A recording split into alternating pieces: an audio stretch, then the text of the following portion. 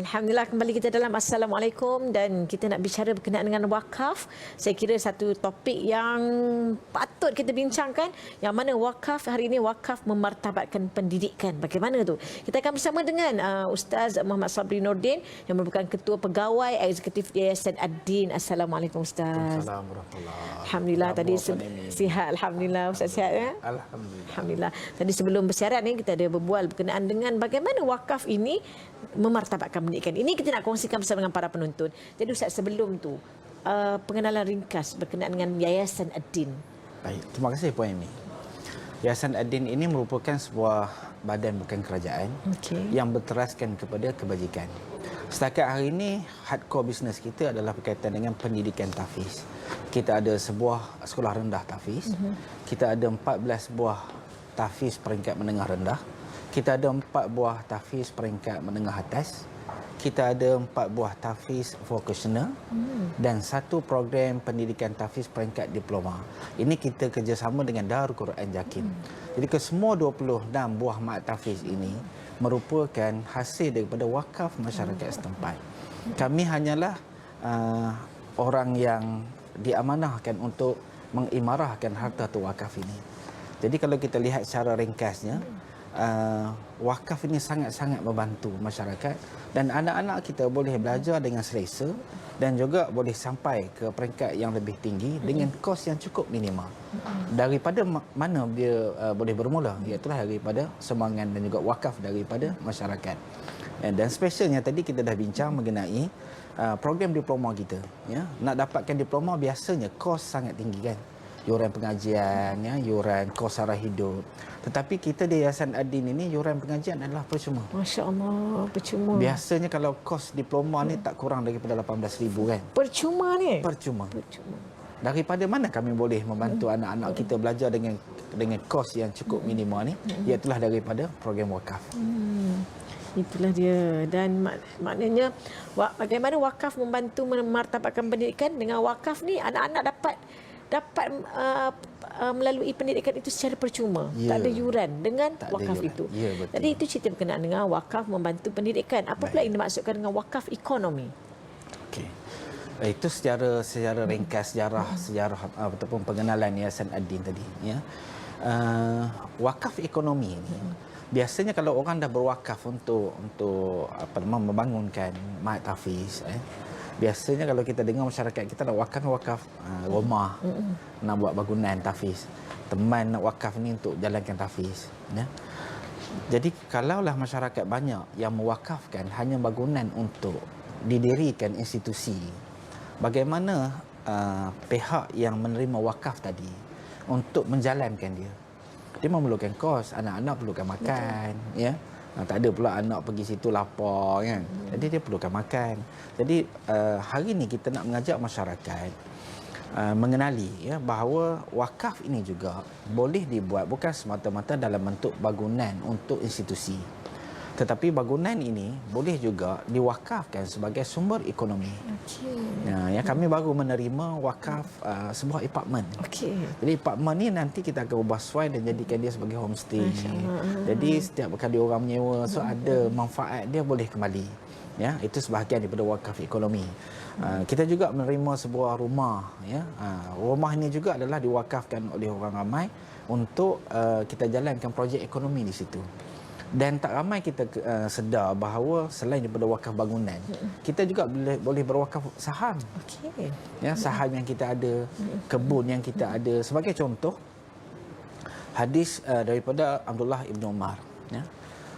Hadis daripada Abdullah Ibn Umar ceritakan mengenai Umar Al-Khattab satu hari dia dapat tanah di Khaybar. Tanah ni adalah tanah yang sangat baik, sangat bernilai. Lalu dia jumpa Rasulullah. Ya Rasulullah, teman dapat tanah ni. Apa yang patut teman buat? Kata Umar Al-Khattab. Maka Rasulullah kata, kalau kamu hendak, maka berwakafkanlah ia dan juga infakkanlah hasilnya. Tetapi janganlah tanah ini dijual, diwariskan dan juga dihibahkan.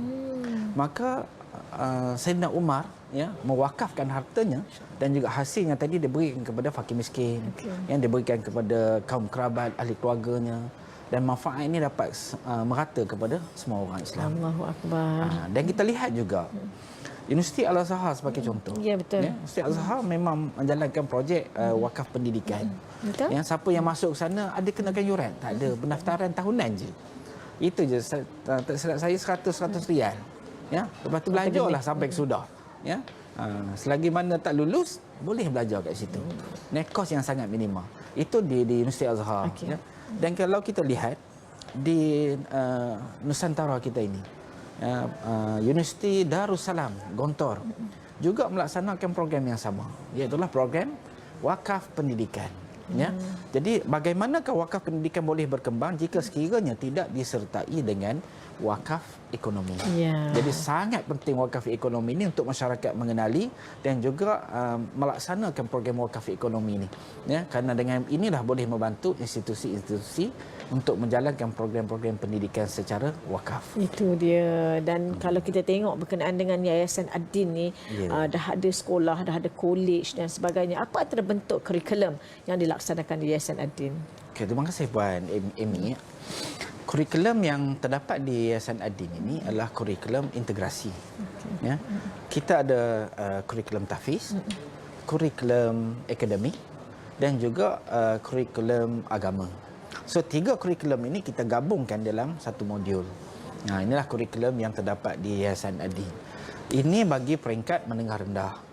Adapun jika sekiranya anak-anak ni sudah sampai ke tingkatan 3, tapi kita lihat perkembangan akademik dia tidak memberangsangkan. Jadi anak-anak ni kita channelkan terus ke tahfiz vocational. Jadi anak-anak ni tidak dibebankan dengan dunia akademik, tetapi dibebankan dengan kemahiran yang anak-anak ini minat. Ada teknologi motosikal, ada teknologi penyejuk bekuan dan penyaman udara, ya, ada teknologi motosikal berkuasa tinggi, ya. Ikut minat anak-anak. Jadi anak-anak boleh belajar di Yayasan Ad-Din dengan kos yang minima dan juga dengan minat yang mereka ada. Daripada mana anak-anak ni boleh belajar seumpama ini?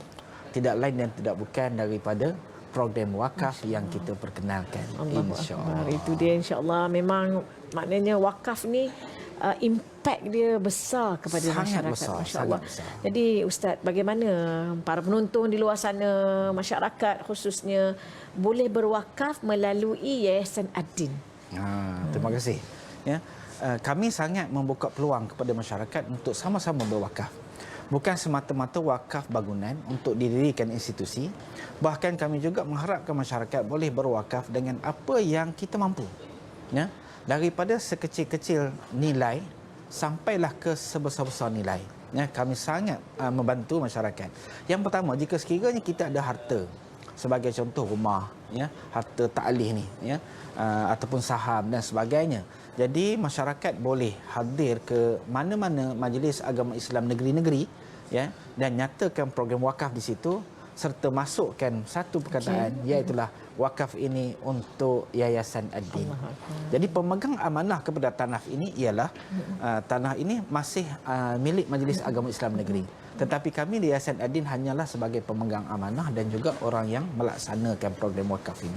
Itu dia, insya-Allah. Dan kepada anda para penonton, kalau anda berhasrat untuk wakaf di Yayasan Ad-Din, hubungi nombor yang tertera di kaca TV, insya-Allah. Dan untuk lanjut juga boleh lihat di laman web, di Instagram, di Facebook, ataupun boleh hubungi sendiri, insya-Allah, untuk maklumat lanjut. Terima kasih kita ucapkan kepada Ustaz Muhammad Sabri Nordin, Ketua Pegawai Eksekutif Yayasan Ad-Din, dan insya-Allah semoga dengan wakaf kita ni memartabatkan ummah, insya-Allah. Kita nak berehat seketika, kembali lagi selepas ini. Jangan ke mana-mana.